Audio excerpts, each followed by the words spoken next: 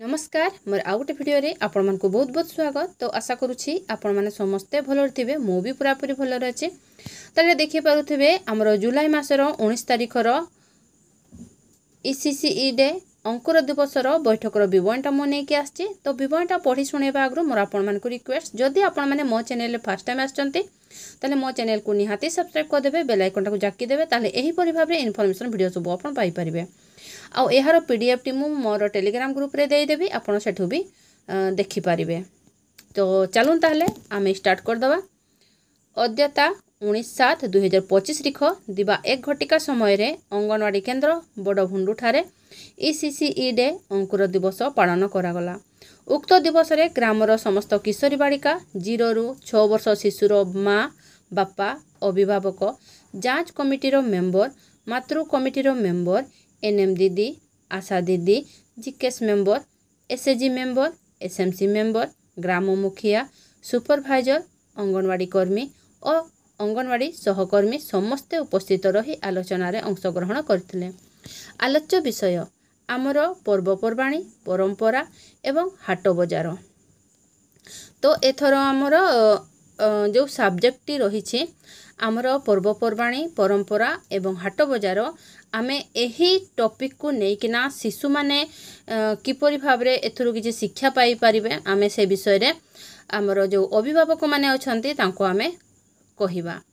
शिशु मानकु सांस्कृतिक और जीवन मूल्य शिक्षा देवा उद्देश्य रे आंभर पर्व पर्वाणी, परंपरा और हाट बजार विषय को ECCE दिवस रे चर्चा करा जिबाकू निष्पत्ति करा जायछि।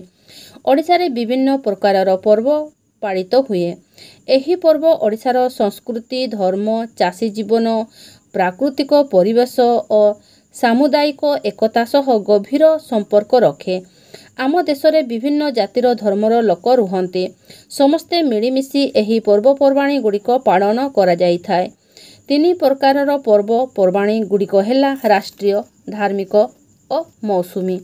राष्ट्रीय पर्व गुड़िक हेला गणतंत्र दिवस, स्वाधीनता दिवस, गांधी जयंती इत्यादि। एहाकू पूरा भारत वर्ष रे पालन करा जाए। धार्मिक पर्व गुड़िक दीपावली, ईद, बड़दिन, गुरु नानक जयंती, होली एगुड़िक पालन समय रे समस्त धर्मर लोक माने मिलिमिशि पालन करती। मौसुमी पर्व केवल किछि राज्य रे किंबा जिल्ला रे ही पालन करा जाए।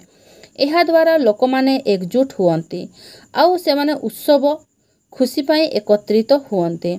एही समस्त वर्गर लोकंको सांप्रदायिक घृणा को नष्ट करे। एहा समस्त समुदायर लोकंको एक बंधन रे बांधी रखे। एही पर्वपर्वाणी द्वारा शिशु माने प्रकृति सम्मान, परिवेश प्रति भल पाइबा शिक्षा देइथाय। परंपरा होउछि एक समुदाय बा संस्कृतिर पारंपरिक रीति रिवाज जानी बा अजणा भावरे बहुत समय रे अनुसरण होई आसुथाय। परंपरा माने एक समाजर नैतिक और सामाजिक मूल्यबोध को गढ़िबारे सहाय्य करिथाय। छोट बेडू शिशु मानकू शामिल करले शिशु माने एहार मूल्यबोध को बुझी पारंती।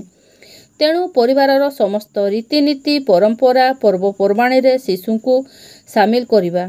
एहा शिशु को नैतिक शिक्षा, एकता, आदर, विश्वास और ऐतिह्य प्रति जागरूकता आनी थाए। हाट बजार ग्राम जीवनर एक अतुट अंश। एठारे लोके सामग्री किनिबा, बिकिबा और अन्यान्य लोकंक सहित मिशिबार अवसर पाते। शिशु माने एठारू व्यवहारिक ज्ञान, गणना, आदर, विश्वास और व्यवसाय प्रति आग्रह शिखंते। सभा शेष रे समस्त को धन्यवाद अर्पण करी सभा सांग करागला। तो मु एही परि भाबरे लेखिछि, छोट करिबा पई चेष्टा करिछि।